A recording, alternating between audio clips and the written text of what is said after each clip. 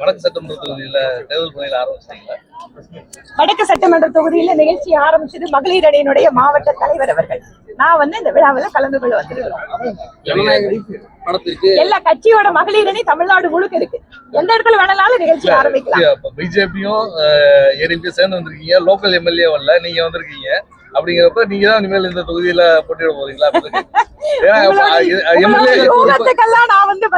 எம்எல்ஏவோட வந்திருந்தீங்கன்னா இந்த கேள்வி கேட்டுக்க மாட்டோம். எம்எல்ஏ வரல, நீங்க வந்திருக்கீங்க. எம்எல்ஏ அவரோட சார்பில் அவங்க மாவட்டத்தோட மகளிர் அணியை அனுப்பிச்சு வைக்கிறாரு. அவர் இன்னொரு வேலை இருக்கிறதுனால இதுல கலந்து கொள்ள முடியலன்னு அவரோட சார்பாகத்தான் எல்லாரும் கலந்துருக்காங்க.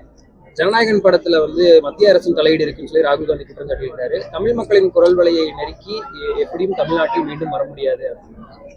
திரு ராகுல் காந்தி அவர்களுக்கு ஒன்றை ஞாபகப்படுத்த விரும்புகிறேன். அவர்களுடைய காங்கிரஸ் ஆட்சி இருக்கின்ற பொழுது மத்தியிலே ஒரிஜினல் பராசக்தி வந்தது. கலைஞர் அவர்களுடைய வசனத்துல மறைந்த நடிகர் திலகம் திரு சிவாஜி கணேசன் அவர்கள் நடித்த பராசக்தி வருகின்ற பொழுது நான் கேள்விப்பட்டது, 2 நாட்கள் மவுண்ட் ரோட்ல ஒரு தியேட்டர்ல சென்சார் பண்ணாங்களாம், 130 கட்டு கொடுத்தாங்களாம்.